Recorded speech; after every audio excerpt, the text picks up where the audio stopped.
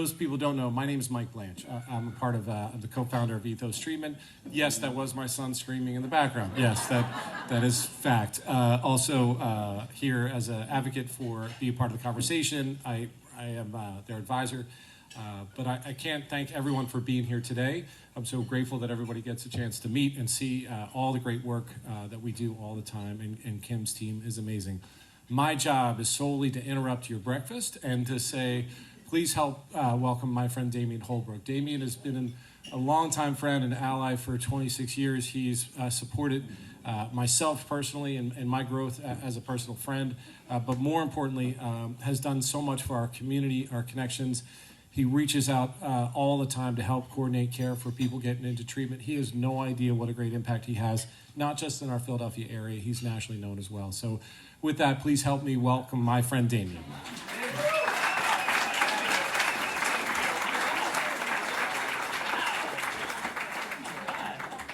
Hey everyone, thank you so much. That was so nice. I am Damien Holbrook, and originally we were going to have, when Casey had to bail out, we were going to have Harrison Butker do this, but it's Sunday and he had to go to church and tell women to go back into the kitchen. So couldn't get that, so we went with Mike. And I want to thank all of you for being here. This is my favorite. Like, I did this last year. I had the best time because, like, I forget what I called it last year, but this year I'm like, oh, it's like the Met Gala of generational trauma. Like, everyone here has had the worst childhood and we're still having brunch, which is amazing. I am so proud to be here. I want to thank all the esteemed guests, the fabulous supporters who have come here, and just a reminder that you should have received an alert if you won one of the auction items. So click that link so you can pay your invoice, and then there will be a table outside after the program to pick up your winnings. For 13 years, Be a Part of the Conversation has been working with families and educators, clergy, law enforcement, treatment professionals, and local businesses with the shared goal of raising awareness and understanding about substance abuse, misuse, and addiction. So basically, they're narcs. And thank God, because this group's willingness to have those hard conversations have saved countless families from hearing the worst news. So keep telling on them. Today, we are here to talk about substance use, addiction, related health issues, but do not worry. We promise there will not be any pop quizzes about the dangers of caffeine addiction or TikTok, which is where I'm getting all of my news lately. Instead, we're here to have a good time while supporting an amazing cause. Also, and this is super fun because this feels like one of those real high-end like art auctions, but there's an anonymous donor who has vowed to match the raffle sales. If we raise up to $5,000, they will match it. So I don't know who this person is. It might be Bruce Wayne. But you just need to keep buying raffle tickets so we can get to that 5,000 and then someone will match it. And I know we can. You can get those tickets right there and there. And I know we can get that 5,000 because I've been to some of your homes. Our theme, looking right at you. Our theme this year is Building Bridges, and our conversation inspirational words honor individuals and organizations that have bridged gaps in prevention, treatment, and recovery. I want to first recognize our lead sponsors, Stephen and Susan Kelly, who are two of the 5 people that haven't come. Right? That's okay. So then we'll move on. So then we really want to celebrate our gold sponsors, which is 2020 Visual Media, Heather's Way, Lincoln Investment, Jen and Matt Wagner, many others that have been appearing on this screen, I hope. Have they? Okay, all right, good. Okay. And also, so I also want to ask the members of the board of directors to stand, and I want to welcome our newest member to the board, Patrick Hewitt.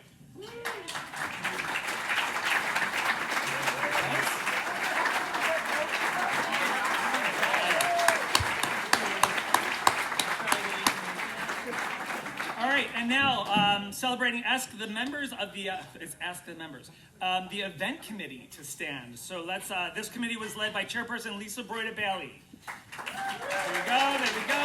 There we go. There we go. Thank you to all of you who generously contributed to the 68 silent auction items, including contributions from parent partnership meetings. Please support the businesses who contributed, so you'll see them out there. And thank you to Judy Hirsch and Mary Beth McConnell for organizing the silent auction. So now, let's hand out some awards. Keep checking for your auction items, and don't forget to get those raffle tickets back there. And let's show some stigmas who's boss here. Thank you for being a part of this conversation, and remember, while laughter is the best medicine, your donations are a close second. So let's do that. And first up, I've got an amazing performance. We've got 2 musical performances by John and Cass Bowles.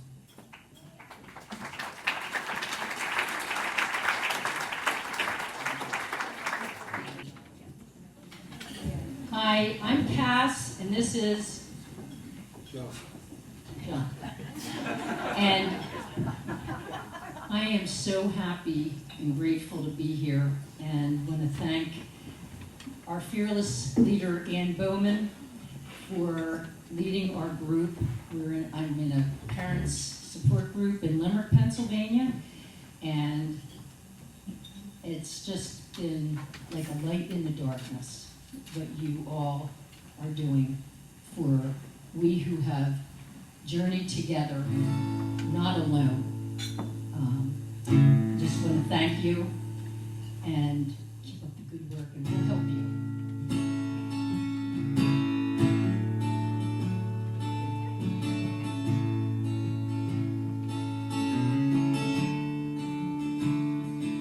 When you're weary,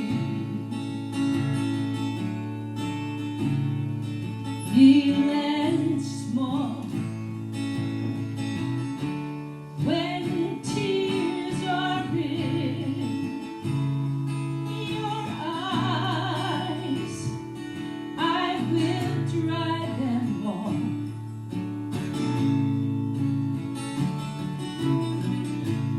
I'm on your side. Oh, when times get rough,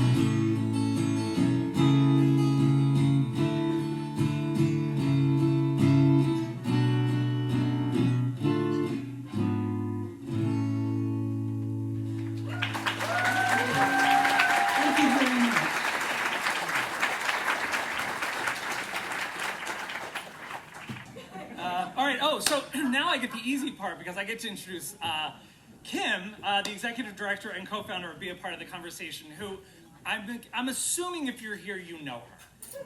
Okay, so if you don't know her, she is absolutely one of the kindest souls I've ever met. And I've met a lot of people. I'm way older than you think.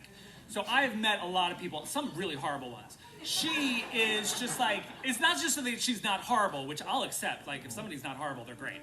But she is so loving, so kind, so devoted to all of this Be a Part of the Conversation, helping others, building bridges, celebrating those that are overcoming stuff. And she's such a giver. Like, she's all about, she wants to make sure that all of the workers get the attention. She wants to make sure that everybody that works for her gets the claps and all this. But Kim, she gets the claps. Not, the claps, yes.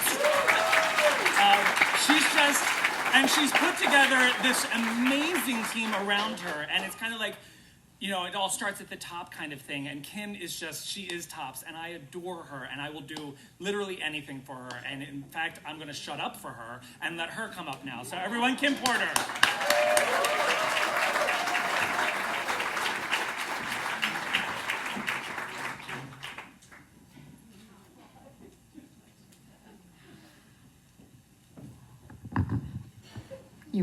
Well, not quite up to Damien's stature in many ways. Damien read that perfectly. Thank you for that introduction. Thank you all so much for being here. I want to recognize the people, as Damien mentioned, who I gathered around me to keep me afloat. Believe me, it cannot be done alone. Starting with my sister from another, Mr. Judy Hirsch. Could you please stand up? And Bob Lamb, our Director of Operations and Programs, could not live without him. Where's Brianna Dubois, who's our Communications Manager? Getting feedback. Should I stand? No, I know, I'm just moving because of feedback. Pam Roberts, who's our Parent Partnership Coordinator. Yay, Pammy! And you all met Mike Blanche, who is our Clinical Advisor. Stand up again, Mike. Woo! Truly an amazing team. I'm going to talk a little bit more about some other things later, but I want to introduce this video to you. So 2 years ago, we featured a video here that was to do with our organization, just to introduce you all to it if you didn't know it. And Rob, I haven't even said hello to you yet. Hi, Rob. So Rob is the director, owner of 2020 Visual Media, and that's who we brought in last time 2 years ago. We're like, we really need to do this again because we want to update some information. So hopefully you all are aware that Be a Part of the Conversation predominantly does community events that raise awareness about substance use, from prevention to education to understanding particular substances, pathways to recovery, and ongoing support for individuals and their families. And so this year we wanted to feature two of the services that we provide that you're going to learn about in this video. And I also want to tell you that in your little swag bags that almost everybody has, we have an amazing turnout today, so not everybody has a swag bag, so maybe some couples can share. But you all have some popcorn in there, and the reason is there's a QR code on it. Don't pull it out now. When you get home, there's like nothing to stream on Netflix. You can pull this out and scan the QR code and watch the video that you're about to see, share it with folks. And thank you again to Rob. And Kyle, who's the videographer today, was also with us when we were shooting this a few weeks ago. So, Bob, you ready to roll?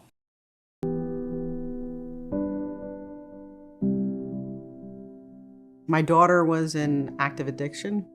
My life was greatly impacted. How is it that as a parent I'm going to intervene and support my daughter? When you first accept the fact that there's a problem in your family, it's very isolating, it's very lonely. Everything I thought was helping has been hurting. Many of us have lost ourselves in parenting, and especially when you're faced with substance use disorder and all the things that go along with it, it can be extremely isolating. Everybody needs care, and the root of that starts with education. That's where Be a Part of the Conversation has done some great programs. When we started off in 2011, we did 3 community programs that year. This year actually have 71 community programs taking place. That's the core of what we do. We have our parent partnership programs, and so those meetings are helping so many people. And then we have the family recovery course, which has been life-changing. The family recovery course is a 3-part peer-led educational program that helps family members understand how addiction has impacted their child, how addiction has impacted their family system, and then how the family members and the parents can recover regardless of where their child's at in their recovery process. So much of what this course is, which is free for everybody, really catapults families months, years ahead of what they would be if they just went to meetings.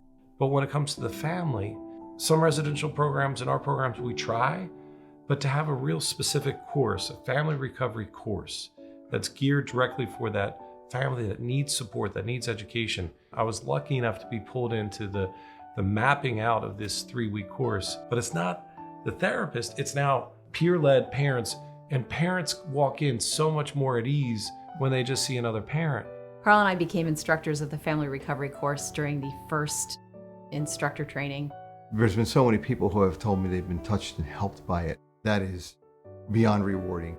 Because it's capped at 12 individuals, we give them ample time to share their story as they're getting this well thought out curriculum. But it's an opportunity for them to learn about the impact that substance use has had on them as a family. The family recovery course has also led folks to the parent partnership meetings. The parent partnership is parent volunteers leading a parent support group. We're all there is trying to figure out this parent-child dynamic that we know under certain circumstances, but when addiction becomes involved, we don't know how to react to that.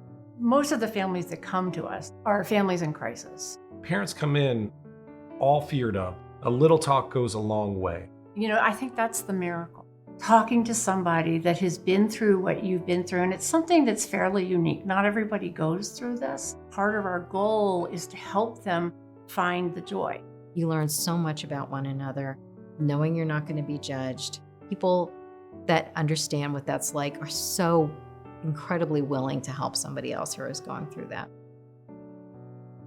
I never want to take anything away from my son's recovery, but I had to learn to get out of the way. I thought, wait, I don't touch any substance. What do you mean I have work to do? And learning that it was very much my problem. And my son to this day still always said, you thought about me drinking way more than I thought about me drinking. When I walked into the Hatboro Horsham group and it was only parents with children who understood in this journey, the burden that I was carrying did not evaporate, but it lessened. I have come in contact with people in New Jersey that would also benefit from this. Expanding it to a new population was worthwhile. We know that there's so many people that need our services. We're constantly trying to spread our word and to tell more people about us. COVID has this little weird silver lining where it pushed us to be on Zoom for a lot of our programming and meetings. People can attend from all over the country. It's just kind of amazing that you can have people from 3 or 4 different states in a room together on Zoom who also feel so connected to each other.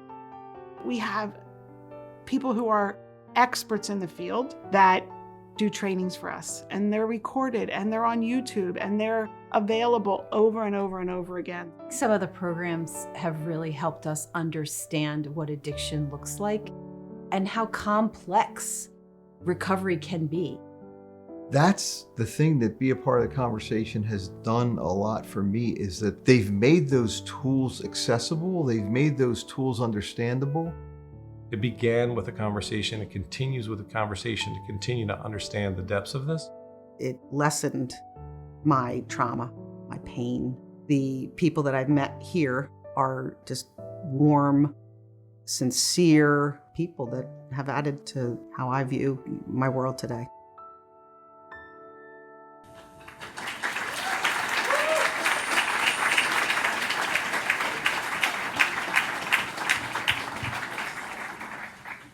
I loved hearing some people saying, for a few things. I mean, my God, how lucky are we to have some of these folks? When our planning committee was talking about how we wanted to have a theme this year, and what would the theme be, and who did we want to honor, it was actually Joy Honer, who many of you know, who moved to Florida. The woman loves Mickey Mouse so much. I'm not even kidding you, right? She moved to Florida. So, but it was thanks to Joy that she said, I think we should talk about building bridges. And I just absolutely love this topic. And the whole committee said, yes, let's get behind this. why do we build bridges? You know, we build bridges when there's an obstacle, when there's some place that we need to get to, and we have some chasm, some rough road. It's an obstacle that we need to forge. And some of the kinds of obstacles that we're talking about today are like, let's start with adolescence. You know, we're going to be honoring Charlie Health. We're going to be honoring the Bridgeway School. We're going to be honoring, Keith Murphy, who's here with Rutgers Recovery House, young adults. You know, these challenges that young people have are unprecedented right now with mental health and with substance use. You know, the Bridgeway School is the first and only recovery high school in the state of Pennsylvania. So we're honoring them. We're honoring Charlie Health because they took telehealth nationally, and we're honoring them. And we just want to thank Keith for being here as well from this starting collegiate recovery throughout our country now. How many schools are probably 180 schools now, and Rutgers was the first to do this. So we have some amazing people that we're honoring there. Another obstacle would be safe housing. You know, I mean, we know that how important housing is to a recovery journey, right? So we're honoring Mary Ellen Paulus, who can't be here. Damien's going to be telling you more about her. But she started Danny's House. And of course, we have Sarah Laurel from Savage Sisters. And we have Heather King helping through Heather's Way to subsidize housing so that it is accessible and affordable to people. And also, it is really important to talk about, you know, people who are in the kind of that end stage addiction, right? The really full-blown serious addiction. They really need resources. And we have, again, we have Prevention Point and we have Savage Sisters. Prevention Point has been around for so many years. They have been fighting the good fight. What these folks do on a daily basis, year-round, there is no off switch for them. They are working so hard. They're absolutely amazing. I hope that we can build a bridge for them to continue the work they're doing. They're getting a lot of pushback, and we really need to support them. Thank you for allowing me to do the PSA there. But, these organizations are building bridges for our loved ones to connect them to their recovery. I'm standing here because I'm a parent. Where's my husband? My husband, Michael's here. Michael and I, Monica Taylor taught me that term. Thank you, Monica, for that. Michael and I raised two really lovely children, and we had no idea about risk factors and protective factors, and we didn't know about Kathy Collier yet and Chester County Drug and Alcohol and how important prevention was. We didn't know that you could have conversations really early with young kids and what those would look like and how important it was to have those conversations. And it really wasn't until we were smacked in the face with our son's addiction, finally got the wake-up call, that we met Pam and Bill Roberts, and I can't even look at them or I'm going to start really ugly crying right now. We'll talk about them later. So, thank God that we had a lifeline thrown to us, and our son went to Care and Treatment Center in 2010. He's 14 years sober. He married a therapist. They're in Spain at a wedding. His life is beautiful. So all that is beyond amazing to me. As you heard in the video, so be a part of the conversation. You know, we like to build bridges too. So the bridges that we build in community programs are the misinformation and the lack of information about substance use. You know, for people who really just are confused by this, it's a taboo subject, there's a lot of stigma around it. So we hope to build a bridge in that way to information and education and resources and ongoing support. And we've got this amazing network of treatment providers. Many of you are in the room today. Thank goodness for that. So beyond that, though, you have this family recovery course and parent partnership meetings. If you are a leader or an instructor, can you please stand? Let us give you some big love. Lots of you, come on.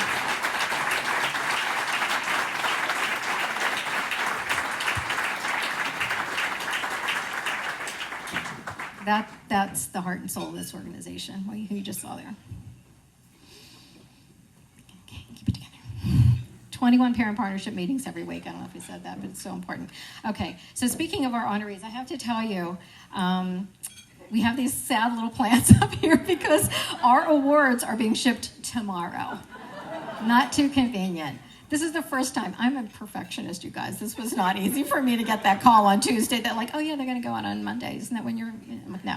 So our lovely assistant here, Brianna, is going to help us with distributing these. But so we are honoring some amazing people, but Damien is going to be introducing you to all of them except one, because I have a history with these folks. My kids, I'm on the wrong page. My kids went to Happer-Horsham, our kids, sorry, went to Happer-Horsham School District.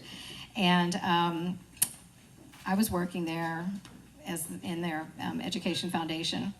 And I mentioned that Daniel got sober in 2010. So for me, the timing was nothing short of a miracle when in 2011, Happer-Horsham administrators, including Dr. Monica Taylor and Dr. Dennis Williams, I don't think either of you had your EDD at that time, but that's okay.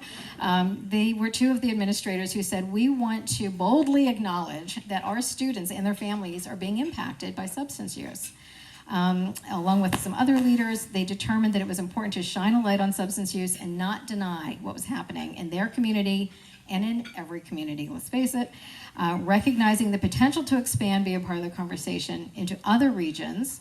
Happer-Horsham administrators, and by the way, Dr. Eveslag is here too, the superintendent, but they agreed to expand, allow us to expand and become the nonprofit that you're supporting today. So accepting the award on behalf of Happer-Horsham School District are Dr. Monica Taylor and Dr. Dennis Williams.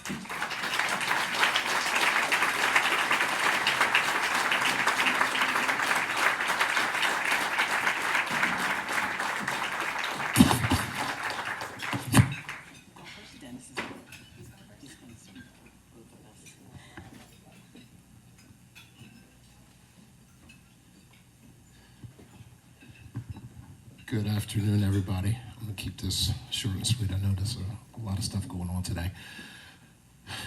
But it's funny, as David was talking about Kim, it is very hard not to get choked up when you think about her and all the things that she's done. You know, when you use the word conversation, years ago, it was something that school districts were very scared to have. We were scared to have conversations. We were scared to be transparent about what was actually happening in schools. I've been the principal at Happer-Horsham High School for 19 years now. I had both of her kids. And you would have no idea what was going on. You had no idea what was happening with many kids in the district. But when Kim came to us with this idea and came to Dr. Taylor and other district level leadership, it was very clear that it was something that you couldn't hide from. Right? I remember having a conversation with Kim, and I remember us literally thinking and counting the number of students that we lost. Do you remember that? To the at-risk behavior. 13, 14, 15 kids in like a 3-4 year window. So there were many schools around us who were scared to be transparent about that. Many schools were scared to have that conversation. And if it wasn't for Kim, I don't know if we would have had that conversation. So I'm a firm believer that there's a lot of great ideas, some of the best ideas that come out of schools that don't come from leadership. They come from kids and they come from teachers. This particular idea, the reason why you're here, the reason why this is going from a principal's office in Horsham and an administration building in Horsham and a small community center in Horsham to Bucks County and Delaware County and Chester County in New Jersey is because of the unbelievable idea of this woman right here.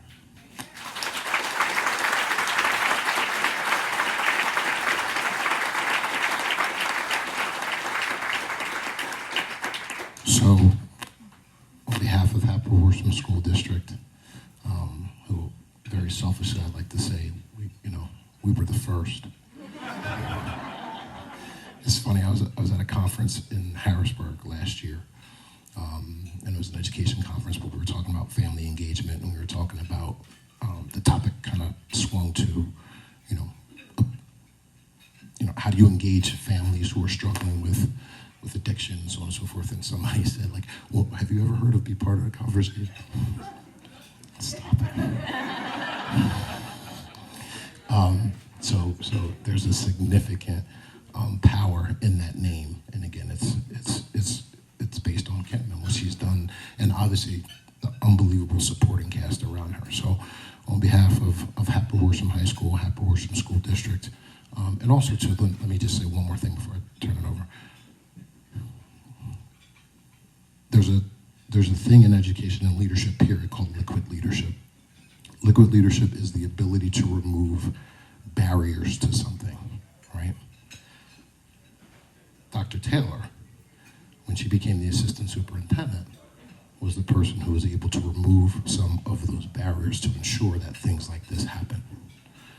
So I want to also make sure that I give her that shout out, because there's some, if you haven't been in schools in a while, like sometimes there's red tape in politics that plays a role. So you need somebody to remove those barriers in order for great things like this to happen. Ladies and gentlemen, thank you so much for your time. I appreciate it. But on behalf of Hatboro Horsham School District, thank you.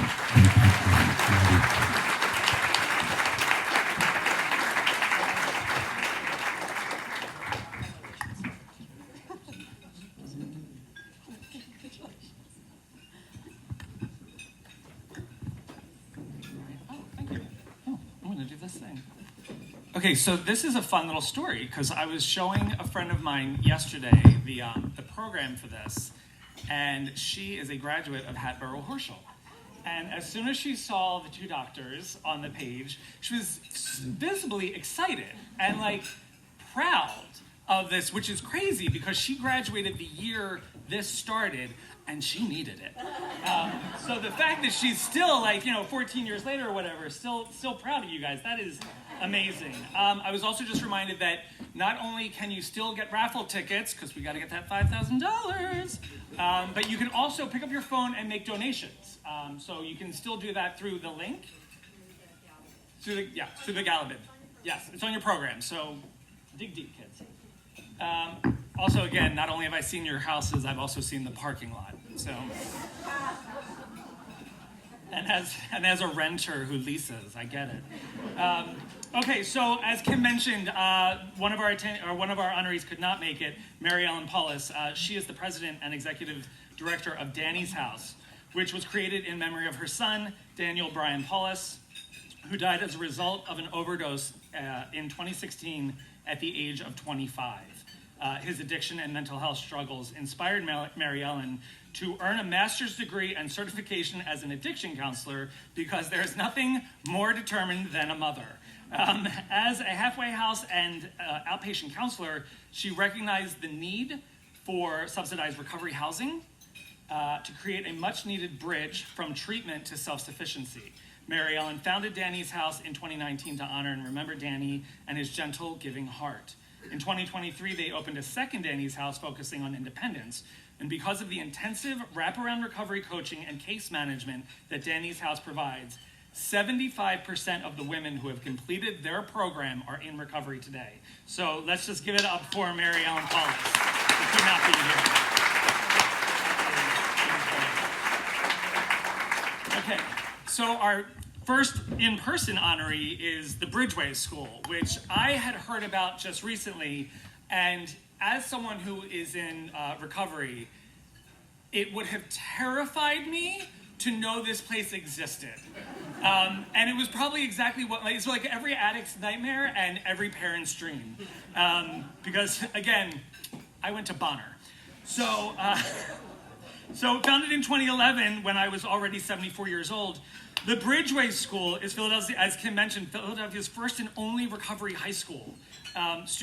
Which means they're probably the most emotionally intelligent students ever. I'm just thinking of how great this is. Students in grades 9 through 12 who are in recovery from substance use and co-occurring mental health disorders learn in an environment in which recovery is required and supported. In addition to Rebecca Bonner and Aaron Bernard, the Bridgeway School wishes to acknowledge co-founders Sharon Weinman, Jan Ambrose, and Beth Fitzsimmons. The Bridgeway School would not exist if not for these individuals, as well as the National Association of Recovery Schools. So this is a tremendous, tremendous group. So let's put our hands together for founder Rebecca Bonner and executive director and head of school Aaron Bernard. I just wanted to say thank you to all the people in the room who have played a part in getting Bridgeway started, and this wonderful woman who has taken Bridgeway to a whole new playing field. But there are a lot of people, and you know who you are in this room, who helped me find my voice as a parent many years ago. And Kim is right. I just look at you and I start to cry. So thank you very much.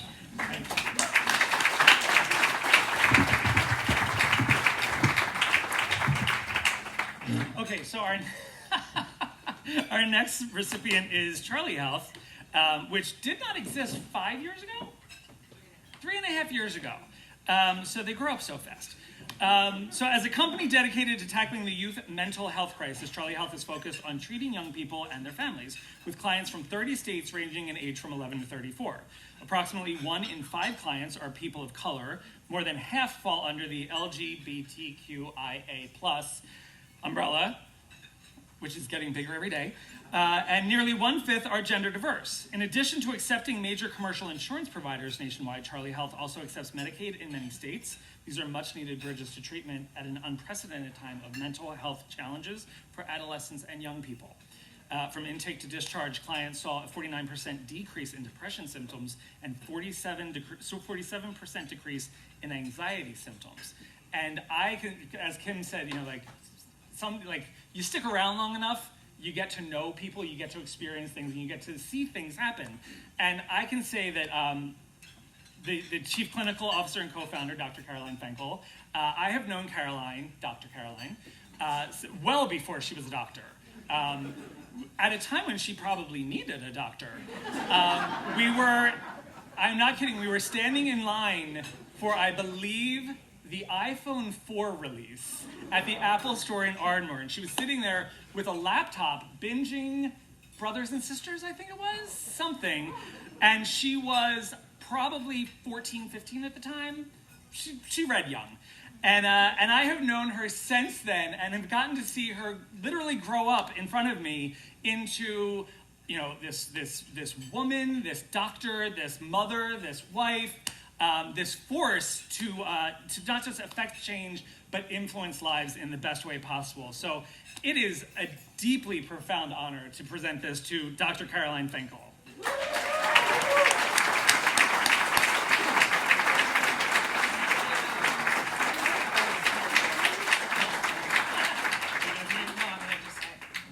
You all are going to get to hear from me later, so you don't need to hear my voice for any longer.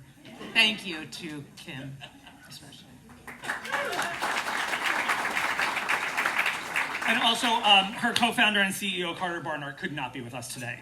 And also, just so you know, that was me going easy, because you know someone long when they can say, please don't. All right, so next up is Prevention Point of Philadelphia, founded in 1991. Wow, 91. Prevention Point Philadelphia is a nonprofit public health organization providing harm reduction services to thousands of people experiencing homelessness and substance use disorder every year. Prevention Point's drop-in center is the entry point through which participants are typically connected to all of their services. That includes medical, behavioral health services, homeless services, community engagement, volunteer services, and prevention services, such as syringe service program and overdose prevention services. They have been doing this now for over 30 years. So if you do the math in your head, just think of how many lives have been saved, changed, and set on an amazing course. So let's give it up for Prevention Point of Philadelphia, accepting Carlos Belval.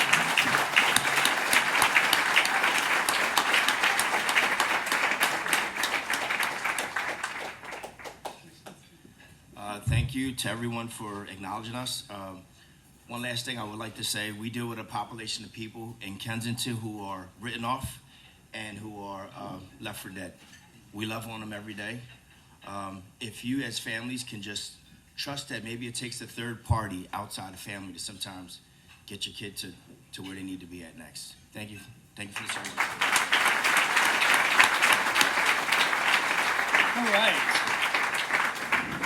All right, so next, I believe this is our final organization. Yes, nope, we still got one. Rutgers Recovery House.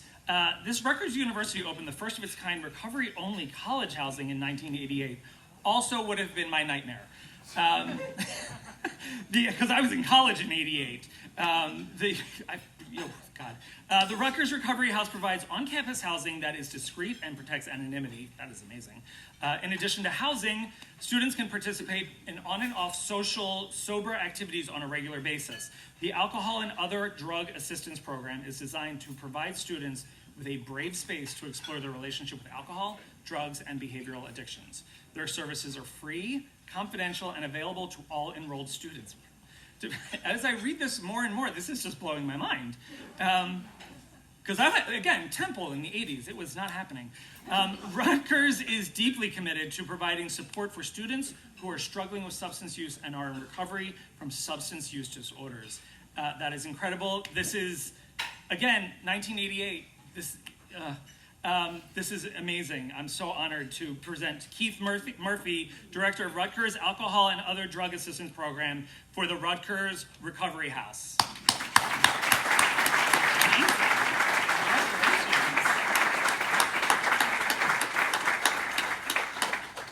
I guess I get to say a few things.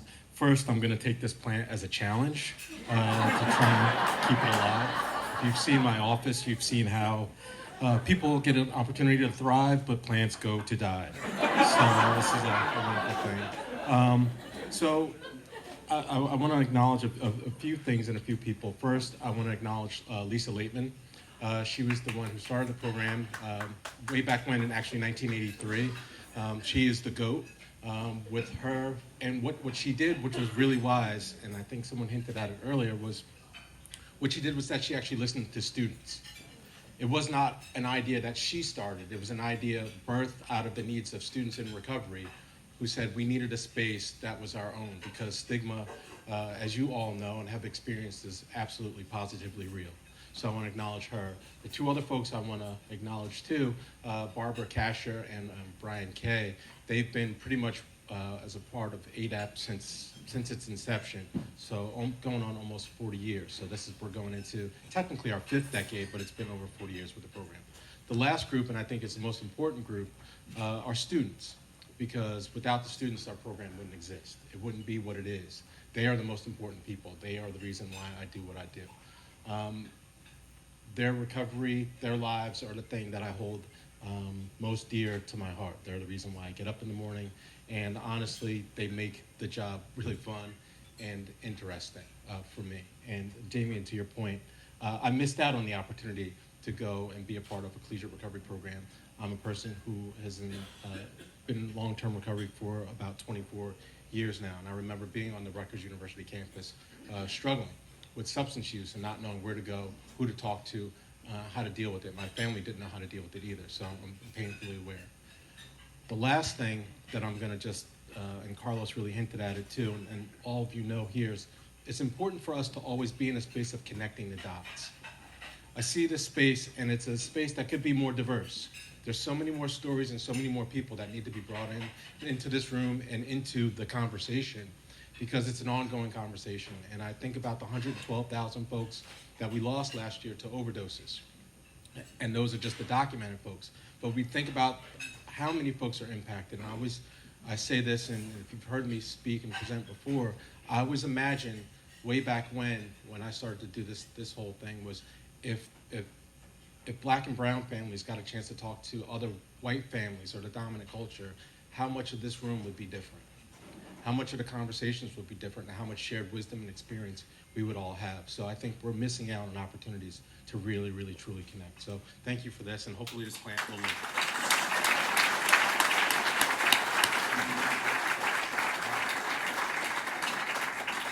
All right.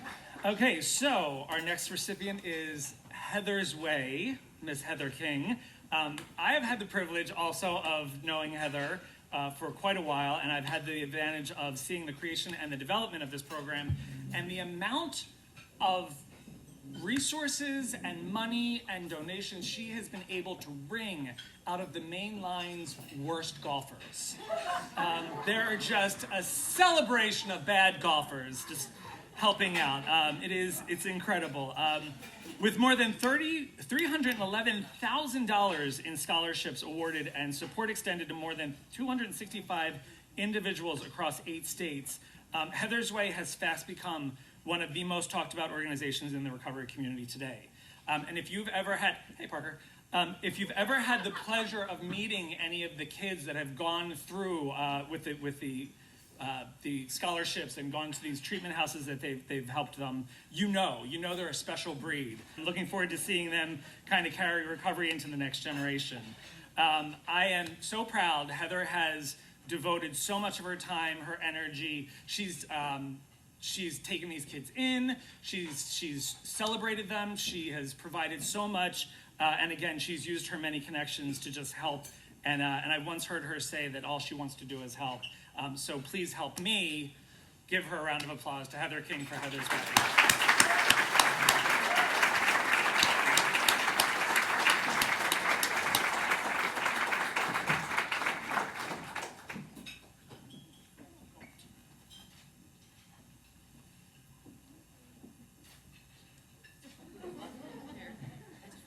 Thank you. It's an honor to be here amongst my peers, and thank you, Kim, for recognizing our little grassroots organization that's trying to do big things. So, thanks.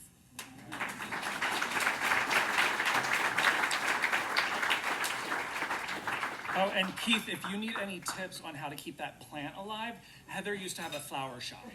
So you guys get together, have that conversation. Okay. Then we have, Sarah Laurel, the founder and executive director of Savage Sisters Recovery. I do not know this woman, but I am such a fan. Where are you? Where is she? Okay, so I was looking for purple hair. Is it purple? Okay, it's a little darker now. I'm obsessed with this woman. She has been, talking about boots on the ground, putting up with the shit to get the job done.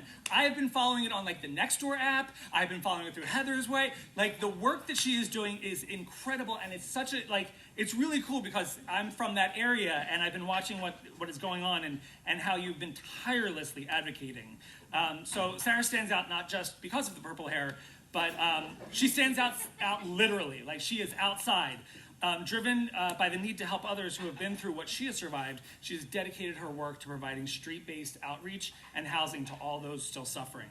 She, like I said, she tirelessly advocates against the stigma, prejudice, and preconceived bias and judgment of humans with substance use disorder. Savage Sisters, it started with 3 recovery houses and 1 weekly outreach, and now it's independently grown to 11 recovery houses, a drop-in center, 2 mobile RVs, which that's kind of cool, and multiple weekly outreaches. As a harm reduction organization, Savage Sisters provides free wound care, showers, and assists individuals into treatment, as well as doing regular street cleanups to help keep the community clean. So team members have also reversed hundreds of overdoses this year. I'm such a fan. I'm a fan of all these awardees.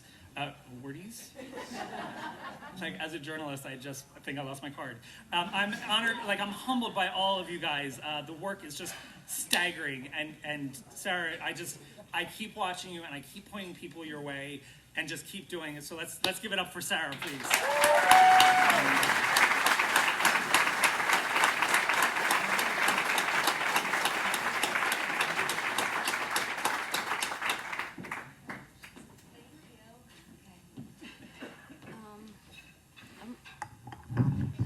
Pretty short, so I'm just going to do this. Thank you so much. Kim, amazing. I appreciate this. All of the work that we do at Savage Sisters is because of our amazing team, our board, and donors and volunteers. And just to kind of touch off of where we're here today, I am in recovery. I'm in long-term recovery, and I live and work in Kensington because I want to serve my friends, and I want to be there for them. And I realize that there's a lot of barriers when you exist as a human with substance use disorder or mental health issues. So that's what I do. I think the work that you guys do here is absolutely incredible. And the reason that I am so ferocious and loud about my advocacy is because I no longer want to be invited to the table. I want to burn it down and build a new one.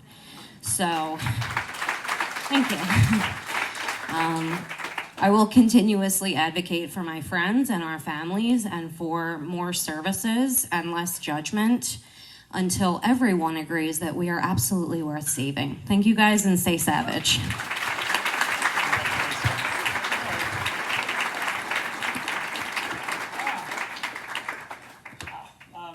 Meanwhile, to the management, the tables are safe. These tables are not getting burnt down. Okay, we've asked our last two final honorees to give us a few words. First, Kathy Collier. Kathy Collier is the Prevention Program Manager at the Chester County Department of Drug and Alcohol Services. Her work is focused on building capacity to address issues and affect changes at the individual, family, and community level. She has worked as a school counselor and a community mobilizer before beginning her work with Chester County's Single County Authority 12 years ago. She's involved in a number of county and state boards, including chairing the Prevention Program Directors Association of Pennsylvania, serving as president of the Board of Directors of the Commonwealth Prevention Alliance and the Downingtown Community Education Foundation. Absolute inferiority complex right now. This woman is doing so much, and I couldn't even get here on time this morning. In July 2021, Kathy asked Be a Part of the Conversation to develop a peer-led course for families impacted by addiction. This led to the creation of the Family Recovery Course, which has served more than 300 parents and guardians with a 93% retention rate and consistent reports of improved connection to resources and support. It is Kathy's outside-the-box thinking that builds bridges for families in Chester County and beyond. So let's hear it for and from Kathy Collier.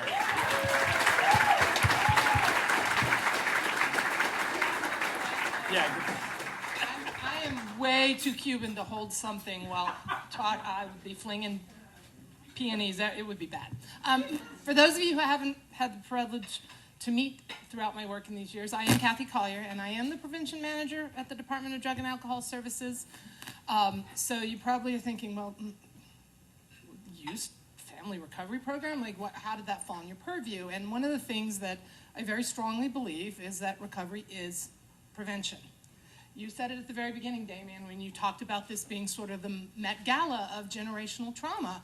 If we do not break cycles, if we do not stop habits, and if we keep passing down the trauma and the misunderstanding and the judgment and the stigma generation upon generation, we will never have healthy community for all. And that is what my vision is in prevention.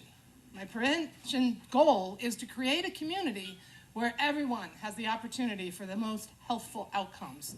And that requires that we support and put everyone into the strongest possible place of recovery. And we build bridges across the silos of, well, I'm in this part of the field, or I'm in that part of the field, or I'm an SCA, and I'm a provider. And I need to tell you, while it is very much my honor to be here receiving this award, it's also a little bit of an embarrassment of riches, because I'm here standing on the shoulders of very many others. I am able to do the things that I do in my work because of a wonderful department that stands behind me. My director, Jamie Johnson, is here supporting me. My prevention supervisor, Laura, who has a much better attention to detail, so when I get these ideas, she can turn them into actual somethings. Our prevention specialist, Kevin, who pretty much doesn't say no to any harebrained thing we tell him to go off and do. You know, they're all here, and they are the reason we're able to do the work we do. But more importantly than that, we're able to build bridges and create these things because of many of you here in this room. I started into the field because I kind of accidentally responded to a job that was posted on the YMCA board. I was a babysitter in the YMCA childcare room because I wanted the free membership and I wanted to talk to adults. I was a very committed stay-at-home mom, but not one that actually stayed in the home. That was not my thing. And I saw this ad for Community Mobilizer, and I read the different pieces of it, of, you know, working with community groups and speaking for others and problem solving.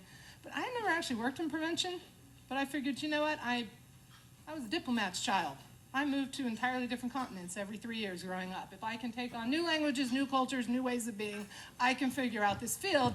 And then very early on in my career, I met Michael Blanche. And while we have technically never actually officially worked together, he always takes my phone call. And it usually starts with, I have an idea. And he takes a deep breath, and then we go down a path of whether this is a good idea, this is a viable idea, or this is a Kathy idea that should stay just between Kathy and Michael. And then I have a director who has her own very strong commitment to recovery, and when I say, I want to do this thing, and it's not really prevention, so it's technically not my purview, I should probably not be trying to be the one to run it, she supports it and comes behind me and says, you know, make the case for it, lay out the reasons for it. And it's probably not shocking to you all that I'm somewhere in something that's involved a conversation, because I don't really actually need to be inspired. I will converse with anybody, anytime, anywhere. And somewhere along the line, I met Kim. Well before she was ever a Chester County provider. We might have been at a meeting in Montgomery County, we might have been at a conference at Penn State. I can't actually remember the genesis of the meeting, but I remember saying to myself, when I have some funds to do this thing that I want to do, I'm finding Kim, and we're doing it together. And for those of you that work in our field, excess funds is very rarely a thing. But we've had an opportunity recently through different funding sources that have come down to get a little more creative and do some unique and different things. And because of that, I was able to just call Kim up and say, so this is my vision of it. I don't really know exactly how it's going to work. This is what I want from it. And I'm going to give you like a 4-month pilot program. Just throw things at the wall, make something happen. And from that, we were able to start the Family Recovery Program.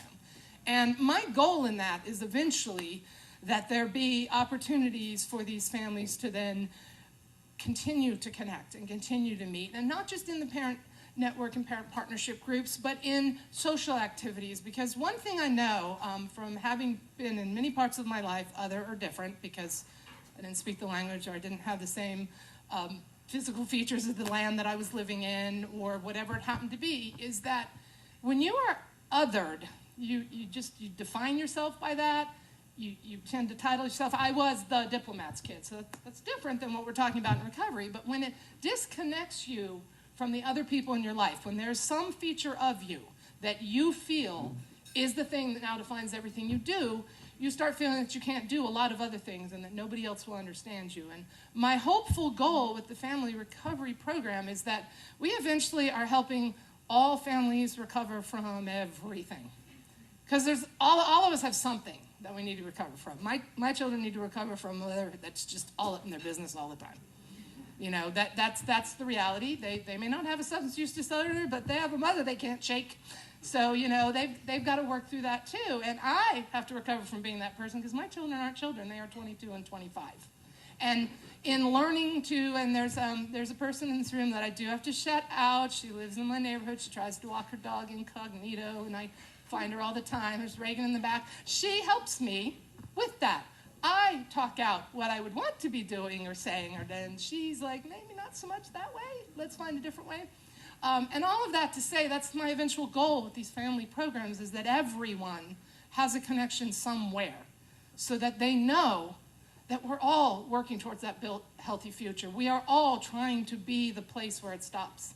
When I first got into prevention, I was a little naive, possibly a little bit arrogant, and I thought someday, if all us preventionists get together, we're just going to put that treatment side of the house out of business. I'll be 55 in July. I am definitely going to retire before that happens. But what I figured out was what we actually need to be doing is building all of those bridges, making all of those connections across all the different silos of our field, so that we don't have to put each other out of business, although I very much like there to be no need for treatment ever again, because nobody needed it, but instead that there aren't any gaps ever in that service. If somebody is somewhere in the in-betweens, or somewhere in a way that isn't defined by one of the silos of how we have traditionally delivered service or reached people, that there is some connection out there that says, oh wait, I have that harebrained idea, and I have my own Michael Blanche to call and say, hey, help me figure that out. And I have my own Jamie Johnson as a director who will help me make it actually be a thing that can happen under the strictures of our funding streams and our deliverables and contract compliance and all that. And I have my own Laura Wiechecki, who will take your idea and turn it into details, and my own Kevin Kelly, who will then be the boots on the ground, making sure people know that it's out there and it's happening. And I hope that in having conversations, we're willing to just talk about things, because they exist and they're out there in some form or fashion. I always get curious when I'm in one of these places and somebody says, raise your hand if your life's been touched by, and there are people whose hands don't get raised. And what I think is, you just don't know that it was. Because for whatever reason, the people in your life who were touched by that haven't chosen to share that with you. And my ultimate goal with any conversation and any bridge that I am trying to build is that no longer has to be a thing that somebody has to decide, is this a safe space that I can actually have this conversation? Because hopefully what we're building in our communities is everyone is in a safe space. That everyone knows that they are worth it, that they aren't the forgotten people, that they're absolutely worth every bit of the effort it takes for that life of recovery, and they are worthy of the life that it gives them, and that it isn't something that anybody has to say in that quiet voice or on the side.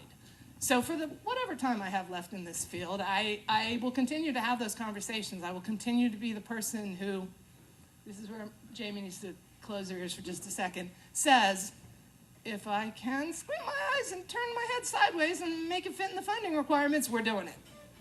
Because if I can write a case for it, it's going to happen.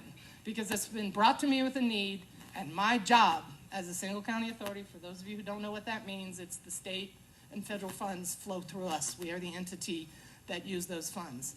And those funds are the people's funds. And I am going to find a way to serve those people whose funds they are. So I am grateful for the network of people in this room. And I have one more thing to say, because I always swore if I ever won an award, I would never actually thank people, because I would forget someone in the room. But fortunately, there's only one personal life person in the room, and that would be my husband, Blair. And the other wonderful gift that I have in my life is he actually doesn't work in social service. So I can afford to have risky conversations and come up with harebrained ideas. Because if I don't have my job at the end of the day, I will still have a roof over my head. So I'm willing to take that risk. So I'm very grateful for the support that he gives me, not just the financial, but that does allow a little freedom in the risk, but also to be who I am and follow my passion. Because reality is, we need the funding for this passion, but we also need the people that can be out in the world doing that work. And there's a lot of different ways you can do it, but I believe very strongly that it takes all of us, in whatever our sector is, multiple bridges in multiple directions. Maybe because I just came back from a graduation in Pittsburgh and I have lots of bridge images in my brain. But together, we build those bridges, we build those healthy communities, and we build up those people who deserve that full and complete life that recovery can bring them. So thank you all.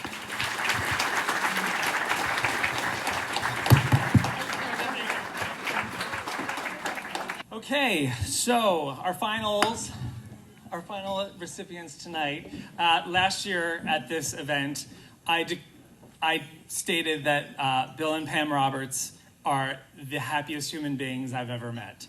I very rarely get to see them, but their Facebook feed alone is like a daily serotonin shot. The phrase, the joy of living, they truly have. And it's amazing. They not only they generate it, but they also share it. It's almost a contagion. They've been active in starting and expanding parent support groups throughout our region. Today, they are known as the Parent Partnership. In 2012, Pam and Bill developed a series of support group manuals to provide a better understanding of the disease of addiction and how it impacts the whole family. All the manuals, including Standing in the Storm, which is the first in the series, are available for download at no cost on Be a Part of the Conversation's website. Bill has been a steadfast advisor for Be a Part of the Conversation from its inception and served on their board of directors for 5 years. Almost 3 years ago, Pam retired from her day job as a senior manager in human resources at Pfizer to join, type A much, to join Be a Part of the Conversation as their parent partnership coordinator. Today, there are 21 parent partnership meetings every week, now in 3 states, with more than 30 leaders who work with Bill and with Pam and Be a Part of the Conversation to support the hundreds of family members who attend in person and on Zoom. They are also instructors for Conversation's Family Recovery course, and it is truly impossible to calculate the impact that these 2 people have had on parents and other family members, helping them to feel understood, connected, seen, and guiding them on their own path of recovery. They are also, again, some of the brightest lights in the recovering community. They are blinding examples of how good life can be. If you just stick with it, you keep coming back, and you give it back. So I am, again, it is such an honor to present this to Bill and Pam Roberts.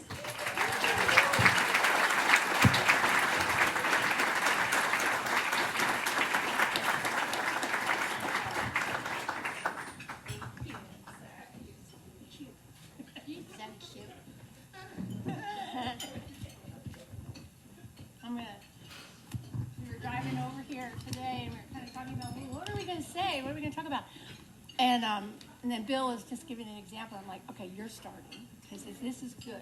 Oh, I said, we were driving over here, and I was thinking, like, okay, I have some ideas. What are we going to say, and what are we going to talk about? And Bill said he gave an idea, and I'm like, okay, that's awesome. You're starting. Hey guys, and I'm going to refer to something in a second, but we were talking about the type of parent that comes into a parent partnership meeting, and there's really two types, two main types, and we were the first variety, which is we're the lobster that gets put into the cold pot, and over the next 5 years as they heat it up, we don't really know what's happening. We don't know what is going on, and we're totally ignorant as to what goes on in the recovery world. And then there's the other one, the other group, which is the ones that get dropped into the steaming hot pot, and they come in a total panic and need help. Mike called it, I think in the video, he called it feared up. So that's going to be our new go-to.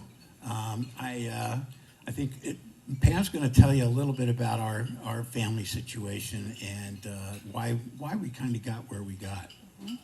Yeah. So we were both just remarking, it's just over 25 years that our journey started with our oldest son. And as Bill said, it hit us blindside. I mean, we knew we had struggles with stress and mental health stuff, but we had no idea to the extent of the drug and alcohol use that was going on. And then there's that, moment where, and every parent is a little bit different, and I think a lot of us can relate to this, that, I was the one that was absolutely terrified. I was so scared. I was frozen. I was numb. I couldn't think straight. And then Bill, on the other side, he was angry, but he was also full of fear. So that fear paralyzed us for a long time. And we really struggled with searching to find the help that we needed. 25 years ago, it was a very different place, right? And as it turned out, after sending our son off to a rehab, we were thinking, okay, he's going to this inpatient program, 30 days, he's going to be fixed, we get to go back to normal. And we found out we were really wrong. We were definitely wrong. And so the journey then started with, well, how do we keep getting help? Because what I started to understand was that it wasn't just my son that was sick, that I was having troubles too, that I was being impacted by this. My daughter and my other son was, my husband. And so, we needed help. We all needed help. And we lucked out. The program that my son went to said, hey, there's this, woman that will come and meet with you with some other parents and help you kind of figure out what it's going to look like. Because at this point, our daughter was now in an inpatient program. And so we joined her. And then she left because she was moving and retiring. And we said, you know what? We want to keep doing this because there was something magical about one parent talking to another parent who really, truly understood the fear. We also were lucky enough to have some parents that were a little bit farther ahead who understood, hey, this is possible. And we could see that. And we're looking at them saying, like, how did you do this? Is this normal? What does that look like? And then from there, we just started, telling our friends, and saying, I trolled Al-Anon meetings and Naranon meetings, and afterwards would come up and say, hey, we've got this group of parents, do you want to come? It's really supportive, you know, with each other. That's when we met Mike Blanche, and we started bringing in the experts. And what is beautiful about this, as it snowballed, our community got larger and larger. So now we're expanding out to these specialists, other, you know, experts, community programs, and then Kim came into our Plymouth meeting group with her binder that was about 5 inches thick, and she was going to figure out what was going on with her son.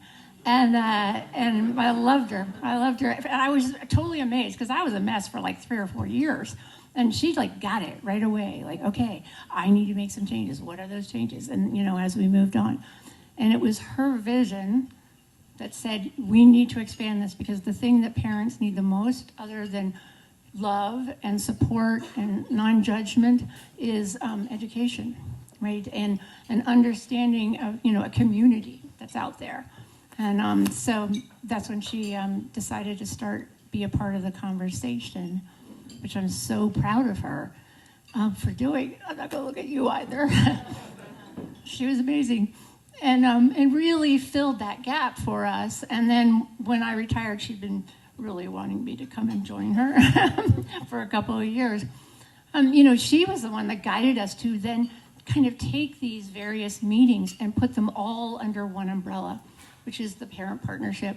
And those leaders that they talked about, and they are amazing people. I mean, and so dedicated. And that is important because we need to have this here in 10 years, in 20 years. It has made such a difference in this community, and we're hoping in other communities. I mean, it is expanding past New Jersey. I mean, there's meetings up and down the East Coast. There's even meetings out in California. Parent partnership just hasn't gotten their hands around them yet. But, you know, we know them because there are people that moved there, right, you know, and started, you know, their meetings as well. So that's why we do what Bill and I do. And also, because this disease is cunning and baffling, it is something that I have to deal with many times over, you know, with different people in my families. It doesn't go away. And I get that opportunity to keep peeling back that onion and understanding, okay, Pam, what do you need to change? What do you need to do differently? Because, you know, I'm as much a part of that, you know, as my kids are that are struggling with that disease.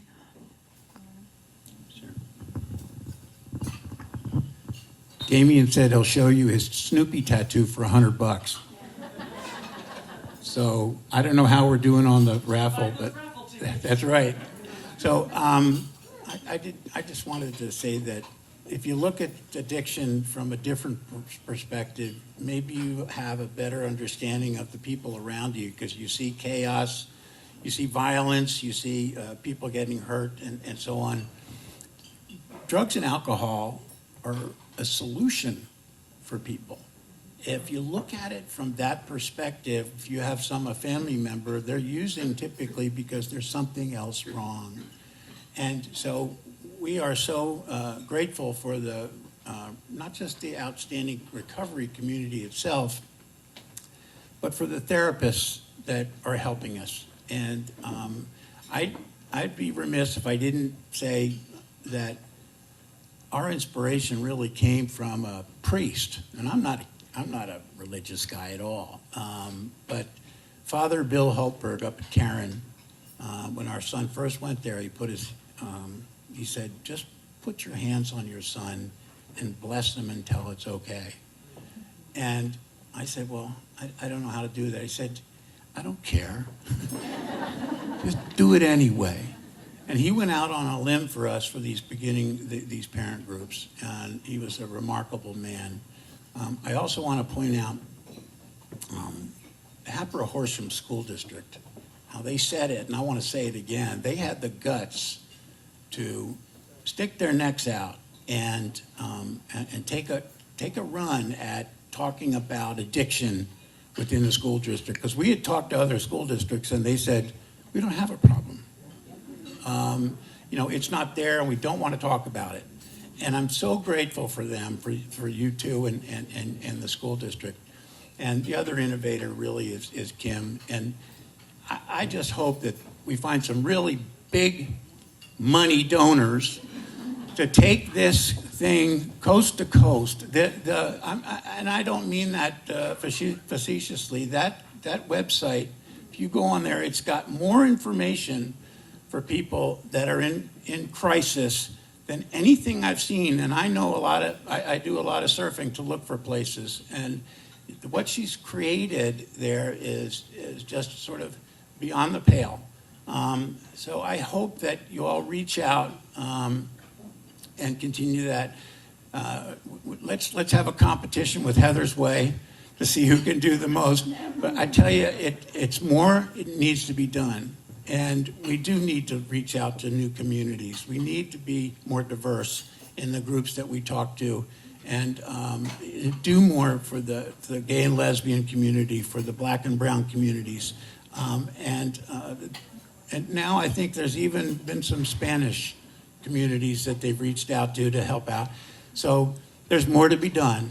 And I'm so proud to be a part of this organization and over the years. Thank you very much.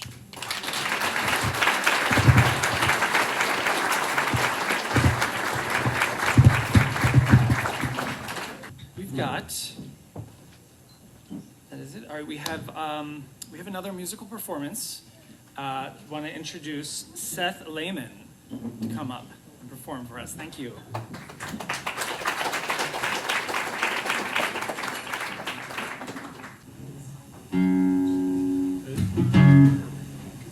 My name's Seth Lehman. I'm also in recovery, and I'm also a son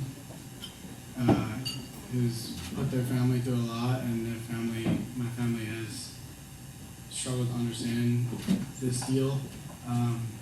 My father is now in recovery as well, and I was informed about being part of the conversation through Mike Blanche and Lizzie Lopez. And Mike has literally been there since, in many roles in my life, but has been there since day one for me, literally. And has introduced me to so many great people and organizations. And now Kim, I'm so excited to know you and to meet you through this. And all these organizations that I've known for so long, and now get to meet the people that, you know, and see put faces to it. It's so incredible. And I'm so grateful to call you like a friend now, and thank you so much for everything. And thank you all here for everything that you do. And so I wrote a song, it's called One More Sip, and it's about struggles that we still have even sober in recovery. So I hope you like it. Thank you.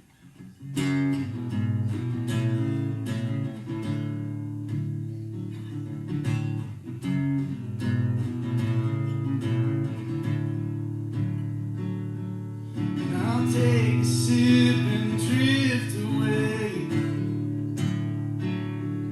'cause I'm tired and lost and full of shame. I'm trapped inside an open cage.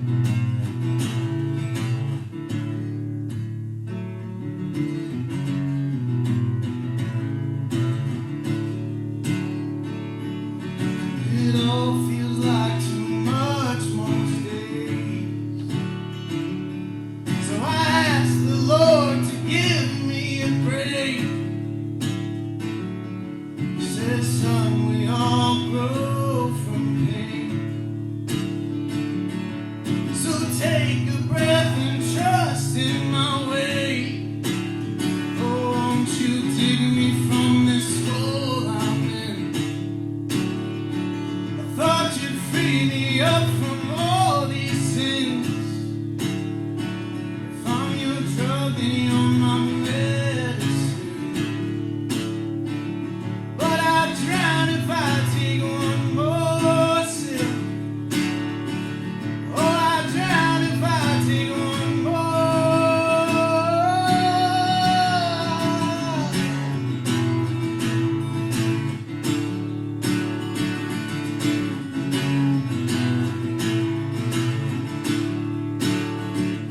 Won't you take me from this hole I'm in?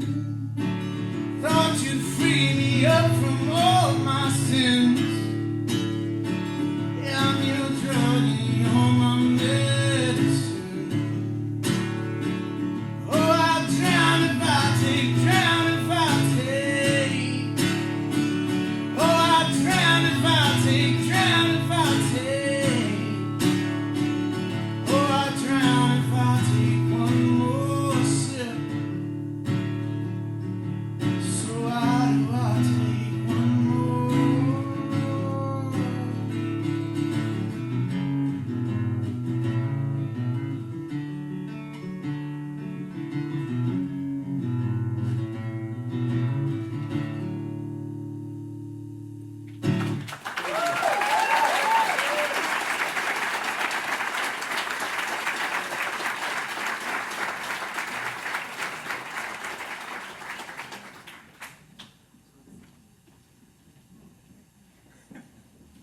All right, thank you. That was awesome. Okay, so we've got to start wrapping this up. So we're going to do the raffle pull, and we're also going to. Oh, by the way, before you guys leave at all tonight or today, Dr. Taylor's shoes. You have to check them out. They're amazing. They are fire. Yeah, I get to say they are fire if Mike Blanche gets to say "fear it up." Talking like the young kids. All right, so we're gonna multitask this. We're gonna do this drawing, but also bring up Caroline to give some closing remarks. But you're gonna pull the raffle ticket. Yes.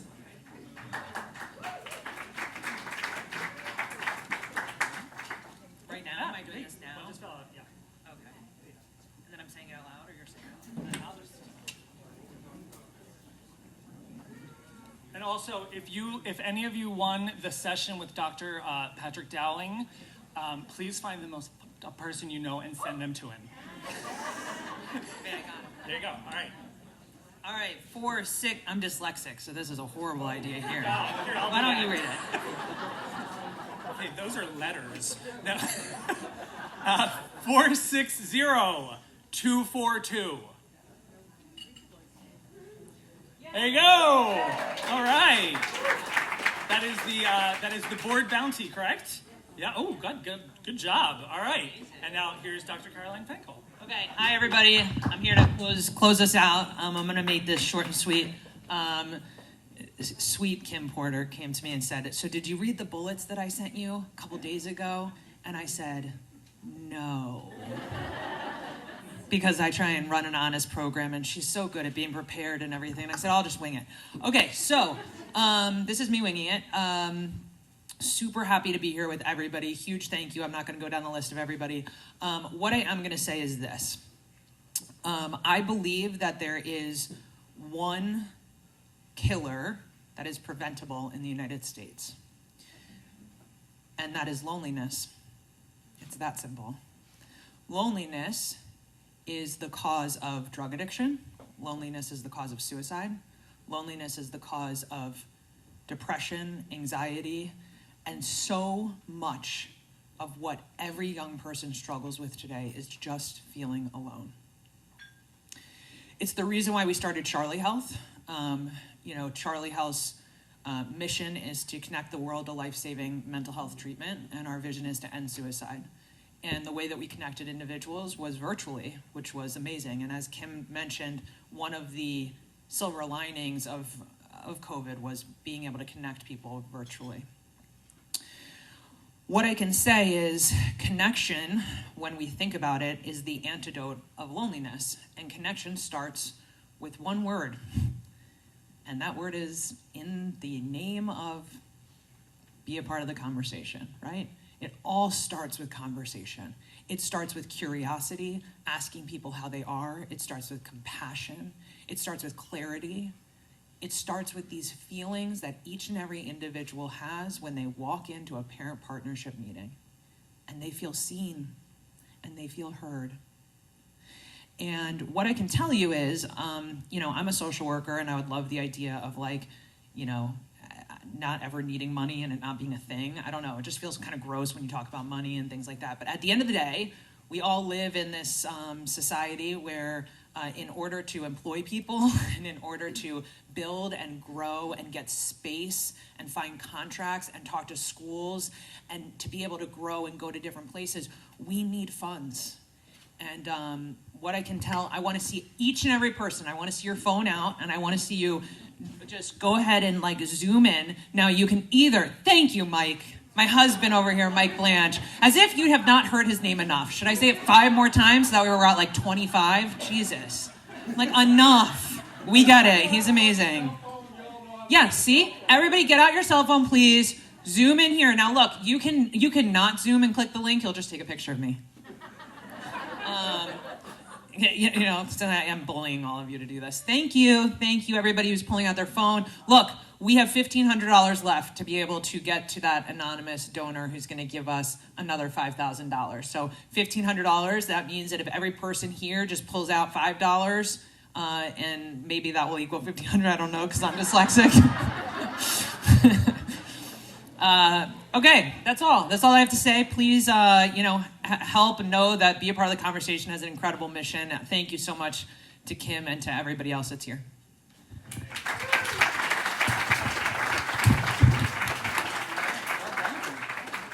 Okay, all right. Well, that is our program for the day. I want to thank all of you. I want to thank Kim and the entire conversation team. I just want to make her cry so hard because it's so easy. But I want to thank all of you for being here today, not just for like coming for brunch and hanging out or whatever, but for the work that you are doing. It's an awe-inspiring effort. It is something that cannot be done alone. And I just realized, like, if all of you keep building bridges, we can connect everyone to the road of happy destiny that we can trudge together, and that would be a wonderful time for all of us. So thank you so much, everyone. Have a great day. You can pick up your items outside.